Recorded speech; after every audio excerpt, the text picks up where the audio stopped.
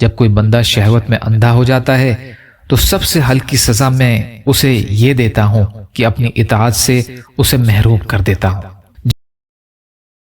اعوذ باللہ من الشیطان الرجیم، بسم اللہ الرحمن الرحیم، رب اشرح لی صدری ویسر لی امری واحلل عقدۃ من لسانی یفقہوا قولی۔ جن کے دل خواہشوں کے پھیر میں رہتے ہیں ان کی عقلوں پر پردے پڑ جاتے ہیں۔ حضرت داؤد علیہ السلام پر وحی آئی کہ اپنے ساتھیوں کو ہوشیار کر دو کہ وہ اپنی نفسانی خواہشوں سے باز رہیں۔ جن کے دل خواہشوں کے پھیر میں رہتے ہیں میں ان کی عقلوں پر پردے ڈال دیتا ہوں۔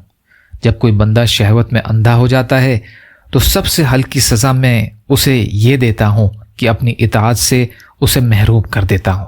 مسند احمد میں ہے، مجھے اپنی امت پر 2 چیزوں کا بہت ہی خوف ہے۔ ایک تو یہ کہ لوگ جھوٹ، بناوے اور شہوت کے پیچھے پڑ جائیں گے اور نمازوں کو چھوڑ بیٹھیں گے، اور دوسرے یہ کہ منافق لوگ دنیا دکھاوے کو قرآن کے عامل بن کر سچے مومنوں سے لڑے جھگڑیں گے۔ تفسیر ابن کثیر۔ یا اللہ ہم سب کو کہنے سننے سے زیادہ عمل کی توفیق عطا فرما۔ یا اللہ مظلوم ایمان والے اور مسلمان جہاں بھی پریشان حال ہیں، ظالموں کے ظلم کا شکار ہیں، ان کی مدد فرمائیے۔ یا اللہ اپنے حلال میں سے دیجیے، حرام کے ذرائع سے ہماری حفاظت فرمائیے۔